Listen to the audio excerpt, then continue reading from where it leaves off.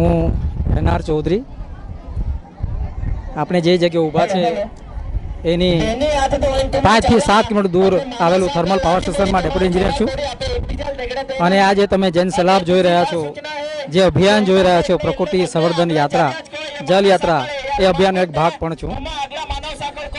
કદાચ ઇતિહાસ જેની નોંધ લઈ શકે એવી આ જલયાત્રાના એક ભાગ હોવાનો મને ખરેખર ખૂબ આનંદ પણ છે.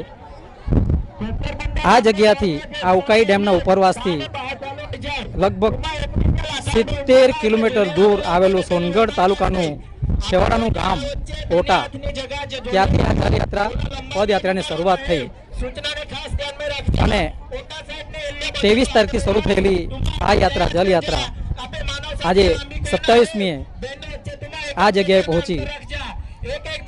આ જલયાત્રાનો મુખ્ય હેતુ કે અત્યારે ગ્લોબલ વોર્મિંગમાં જે પ્રમાણે વાતાવરણમાં, જે પ્રમાણે અવકાશમાં જે પરિવર્તન આવી રહ્યા છે એ જોતા આ એરિયાના જંગલો બિલકુલ મૃતપ્રાય હાલતમાં છે.